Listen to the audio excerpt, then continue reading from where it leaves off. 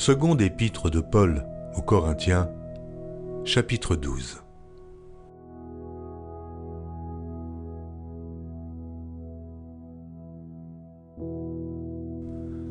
Il faut se glorifier, cela n'est pas bon. J'en viendrai néanmoins à des visions et à des révélations du Seigneur. Je connais un homme en Christ qui fut, il y a 14 ans, ravi jusqu'au 3e ciel. Si ce fut dans son corps, je ne sais. Si ce fut hors de son corps, je ne sais. Dieu le sait.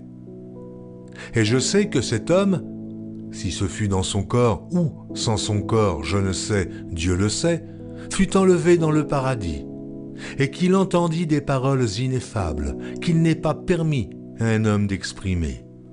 Je me glorifierai d'un tel homme, mais de moi-même, je ne me glorifierai pas, sinon de mes infirmités.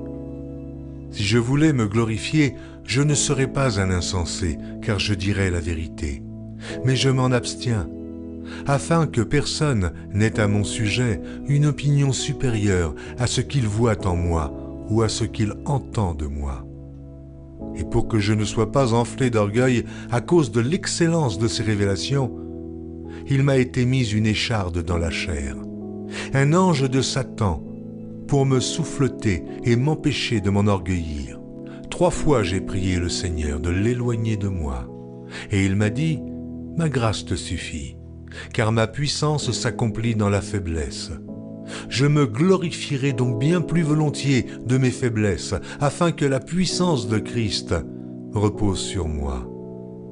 C'est pourquoi je me plais dans les faiblesses, dans les outrages, dans les calamités, dans les persécutions, dans les détresses, pour Christ. Car quand je suis faible, c'est alors que je suis fort. J'ai été un insensé, vous m'y avez contraint. C'est par vous que je devais être recommandé, car je n'ai été inférieur en rien aux apôtres par excellence, quoique je ne sois rien.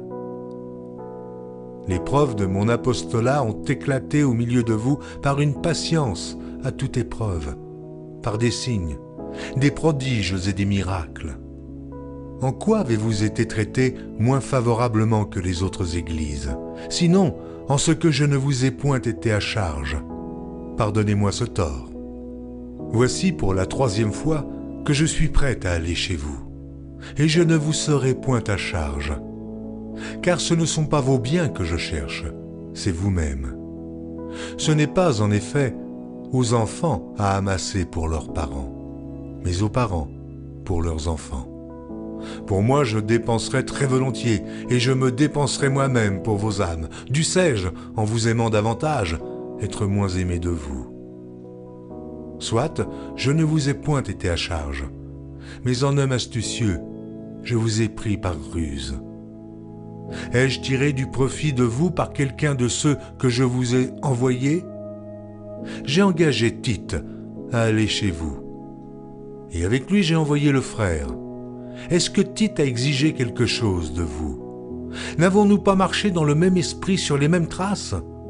Vous vous imaginez depuis longtemps que nous nous justifions auprès de vous. C'est devant Dieu, en Christ que nous parlons.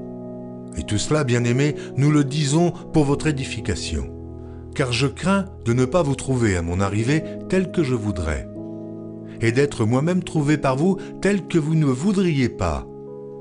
Je crains de trouver des querelles, de la jalousie, des animosités, des cabales, des médisances, des calomnies, de l'orgueil, des troubles.